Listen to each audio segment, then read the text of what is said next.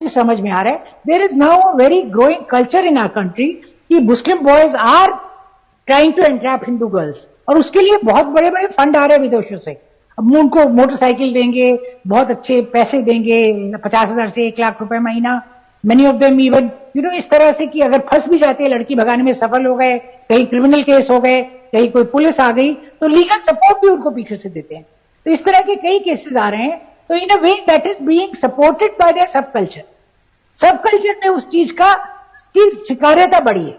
और जहां आप औरत को सिवाय चैटिल के कुछ समझे ना, अगर ऐसे सब कल्चर में आप विश्वास करते हैं, ऐसे सब कल्चर से आप आते हैं, तो किसी लड़की की भावनाओं का कोई मूल्य नहीं है। आपके लिए वो एक वस्तु है, उपभोग की वस्तु है। एक आपने उसका उपभोग किया और मन किया तो मार डाला, क्योंकि आपको वो साथियों नमस्कार, मेरा नाम है सुरेंद्र कुमार और आप देख रहे हैं आओ बात करें। दोस्तों, आज का विषय कोई नया विषय नहीं है।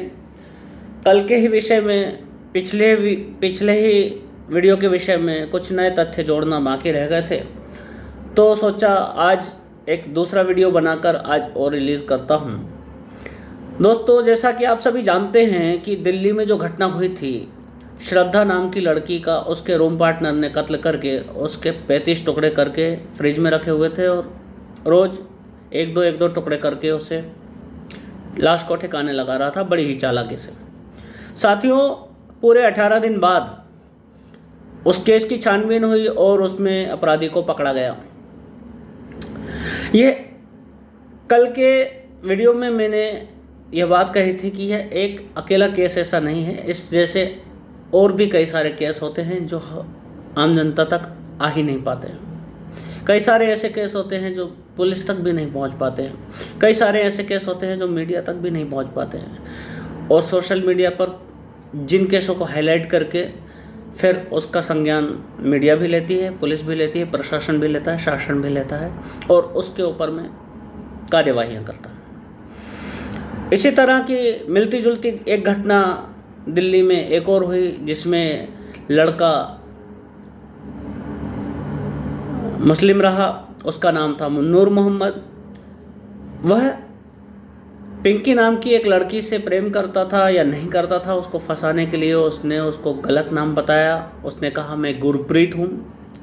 जिस तरह से धीरे धीरे प्रेम आगे बढ़ता गया, लड़की से उसने शादी कर ली और लड़की से शादी करने के बाद रहस्योद्घाटन किया कि उसका नाम नूर मोहम्मद है और अब उसे धर्म परिवर्तन करके इस्लाम स्वीकार करना होगा।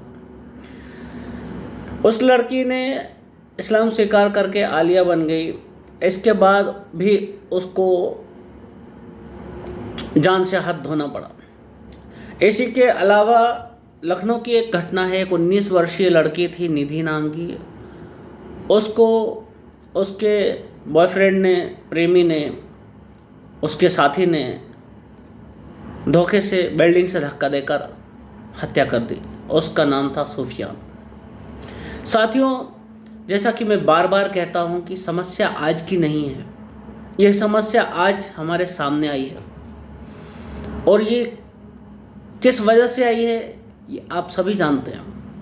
ये आई है केवल और केवल सोशल मीडिया की वजह से सामने। इस तरह की बहुत सारी समस्याएं जिन्हें बहुत सारी लड़कियां फेस कर रही हैं, बहुत सारे लोगों के साथ गुजर रही हैं, लेकिन कोई उनका साथ नहीं देता। जैसा कि मैंने पिछले वीडियो में बताया था, लोगों के मन में एक गुस्सा है, एक रोष है। क्या कर दें, कैसे इन घटनाओं से निजात पाएं। लास्ट में कह देते हैं कि लड़की इसी काबिल थी इसलिए मर गई। क्यों नहीं माता पिता की बात मानी, क्यों नहीं भाइयों की बात मानी, क्यों नहीं समाज की बात मानी। मैं आपसे इस वीडियो के माध्यम से पूछना चाहता हूं कि यह संतुष्टिदायक कमेंट्स हैं? जरा विचार करके देखिए। वो जो बच्ची है, वह जो लड़की है, यदि आपके परिचय में होती तब भी आप यही कहते। हमें ये सूरत को बदलना होगा। लड़ाई आज की नहीं है, लड़ाई 1450 साल पहले से चली आ रही है। समय समय पर उसने अपना रूप रंग बदला है, समय समय पर उन्होंने अपने लड़ने का तरीका बदला है। आज हम सोशल मीडिया पर खुलकर उनके बारे में बात नहीं कर सकते। हमारे वीडियो को बैन कर दिया जाता है, डिलीट कर दिया जाता है यूट्यूब पे भी। कई सारे लोगों के वीडियो डिलीट हुए, कई लोगों के चैनल भी उड़ा दिए गए। आज समस्या इतनी विकट है, परिस्थितियाँ इतनी गंभीर हैं, जिन्हें हम कहकर शब्दों में बयान नहीं कर सकते। दोस्तों, मानते हैं हम, अपराधी को पकड़ लिया गया है, कानून के हिसाब से उसे सज़ा भी होगी, आज नहीं 10-20 साल बाद होगी, 15 साल बाद होगी। लेकिन जिस बच्ची ने जान गंवाई है, उसको क्या उस सज़ा से इंसाफ मिलेगा? मैं इस वीडियो के माध्यम से अपील करना चाहता हूँ, केंद्र सरकार के अधीन में हर राज्य में फास्ट ट्रैक कोर्ट होने चाहिए, जिनका आधिपत्य केंद्र सरकार के अधीन हो, और ऐसे दरिंदे जो एक बेबस, एक लाचार, एक निर्दोष व्यक्ति की जान की कीमत नहीं समझते हैं, उन्हें जल्दी से जल्दी फांसी या इसी के समकक्ष कड़ी से कड़ी सजा देने का प्रावधान किया जाना चाहिए। जहां बलात्कार होते हैं, बलात्कार के बाद नृशंसता से हत्याएं हो जाती हैं, जहां फरेब होता है, फरेब के बाद शादी होती है, शादी के बाद नृशंसता से उसकी हत्या हो जाती है। पिछले दिनों हमने देखा था, बॉम्बे में एक केस हुआ था, सब कुछ किया उस लड़की ने उस लड़के के लिए, बुर्का पहनने से मना कर दिया। नतीजा क्या निकला? सर तन से जुदा। क्यों? कभी आपने सुना है कि किसी अन्य देश में बहुसंख्यक आबादी अल्पसंख्यकों के इस तरह के प्रपंचों से, इस तरह के नाटकों से परेशान होकर सरकारों से कानून की मांग करती हो, न्याय के लिए न्याय व्यवस्था की ओर देखती हो, नगर पालिका की ओर देखती हो, कार्यपालिका की ओर देखती हो? क्यों? यह नपुंसकता हमारे समाज में किस तरह से, किस वजह से आई है, कब से आई है और क्यों आई है, यह भी एक विचार करने का विषय है। मैंने पिछले वीडियो में बताया था कि हमें आज हर लेवल पे काम करना होगा। अपने धर्म का ज्ञान, अपने धर्म की अवेयरनेस मुझे खुद प्राप्त करनी होगी और अपने बच्चों तक, अपनी आने वाली पीढ़ियों तक उसे पहुंचाना होगा। अपने मोहल्ले पड़ोस में अपने रिश्तेदारों को, अपने दोस्तों को उसके बारे में अवगत करवाना होगा। अपने साथियों के साथ मिलकर छोटे छोटे समूह का निर्माण करना होगा। हर गांव में मंदिर होते हैं, हर मंदिर में पुजारी होते हैं, उन पुजारियों के अधीन ऐसे छोटे छोटे स्कूलों का निर्माण करवाना होगा अस्थायी रूप से, जो हमें धर्म की चर्चा करने का एक प्लेटफॉर्म देंगे। मेरे मस्तिष्क में एक विचार आ रहा है, जिसे हम जल्दी ही ज़मीनी स्तर पर शुरू भी करने वाले हैं। यदि आप सभी का सहयोग रहा तो एक दिन मैं इस व्यवस्था को ज़मीन पर उतारूंगा। अभी भी वर्तमान समय में भी मैंने संत श्री आसाराम जी बापू के माध्यम से चलाए जाने वाले बाल संस्कार केंद्रों के बारे में पिछले वीडियो में बताना भूल गया था। मैंने वहाँ शिक्षा ली है, मैं स्वयं वहाँ जाता था। मैंने 3 साल बाल संस्कार केंद्र में बिताया, शिक्षा लिया। इस तरह की व्यवस्थाएं हमें समाज में ज़मीन पर उतारनी होंगी। हमें आज के बच्चों को अवेयरनेस देनी होगी। इसके अलावा हमारे पास कोई चारा नहीं है। दोस्तों, सन 2021 में नवंबर में मैंने एक कविता का निर्माण किया था, आज इस वीडियो के माध्यम से आप लोगों तक पहुंचाना चाहता हूं। मानवता के किस स्तर का तुमको दावेदार कहूं, मानवता के किस स्तर का तुमको दावेदार कहूं, इतिहास के पन्ने देख देख कर उचित है मैं मौन रहूं। अतीत में मुझको मजहब के कुकृत्य दिखाई पड़ते हैं, बेबस निरीह निरपराधों के बस चीख सुनाई पड़ते हैं। दिखती हैं अबोध बच्चों की लाशें भालों की नोकों पर, दिखती हैं अबोध बच्चों की लाशें भालों की नोकों पर। महिलाओं की लगती मंडी हर चौराहे चौकों पर, महिलाओं की लगती मंडी हर चौराहे चौकों पर। मुझको आज भी दिखती हैं वो जौहर करती नारियां, मुझको आज भी दिखती हैं वो जौहर करती नारियां। मेरे मन मस्तिष्क में उठती क्रांति की चिंगारियां, मेरे मन मस्तिष्क में उठती क्रांति की चिंगारियां। निरपराध जीवों को मारकर जो त्योहार मनाते हैं, निरपराध जीवों को मारकर जो त्योहार मनाते हैं। फिर भी जाने किस मकसद से खुद को शांति प्रिय कहलाते हैं, फिर भी जाने किस मकसद से खुद को शांति प्रिय कहलाते हैं। अपने वतन से गद्दारी भी मानो दीन का हिस्सा है, अपने वतन से गद्दारी भी मानो दीन का हिस्सा है। आडंबर पाखंड कुटिलता का हर जुबान पर किस्सा है, आडंबर कुटिलता पाखंड का हर जुबान पर किस्सा है। मानवता के किस स्तर का तुमको दावेदार कहूँ, मानवता के किस स्तर का तुमको दावेदार कहूँ। इतिहास के पन्ने देख देख कर उचित है मैं मौन रहूँ, इतिहास के पन्ने देख देख कर उचित है मैं मौन रहूं, इतिहास के पन्ने देख देख कर उचित है मैं मौन रहूं। साथियों, इस कविता के अंत में एक लाइन आती है, अपने वतन से गद्दारी भी मानो दीन का हिस्सा। कहना नहीं चाहिए लेकिन कहने पर मजबूर किया जा रहा है। दोस्तों, पिछले कुछ दिनों पहले उदयपुर अहमदाबाद रेलवे ट्रैक पर एक ब्लास्ट हुआ था पुल पे। वहाँ पर रेलवे ट्रैक को बहुत क्षति पहुँची है।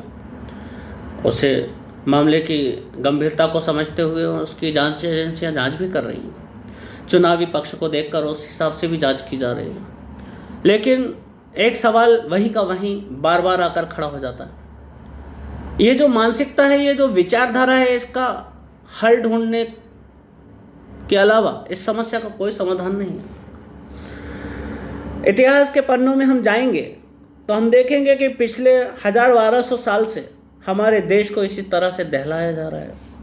बार बार आपस में फूट डालकर लोगों को भड़काया जा रहा है, बार बार देश के टुकड़े किए जा रहे हैं। हमारे देश के पहले ही बहुत टुकड़े हो चुके हैं। 88 लाख वर्ग किलोमीटर के हमारे भू क्षेत्र, जो हमारा अखंड भारत हुआ करता था, आज वो घटते घटते घटते घटते 33 लाख वर्ग किलोमीटर में सिमट गया है। और अभी भी जो हिस्से हमारे भारत के क्षेत्र हैं, उनमें भी यही विभाजनकारी सोच बढ़ती जा रही है। इस समस्या का कोई समाधान हमें समय रहते सोचना होगा। साथियों, इस विचारधारा से लड़ने के लिए, इस विचारधारा का प्रतिकार करने के लिए, इसका खंडन करने के लिए, इसका मर्दन करने के लिए मैंने एक वीडियो पहले भी बनाया था। बहुत से लोगों ने शायद उससे देखा होगा। मैंने उसमें म्यांमार मॉडल का जिक्र किया था, फ्रांस मॉडल का जिक्र किया था और स्पेन मॉडल का जिक्र किया था। स्पेन मॉडल पे मैंने पिछले वीडियो में भी बताया है, एक व्यक्ति की पकड़ कर घर वापसी करवाई गई है।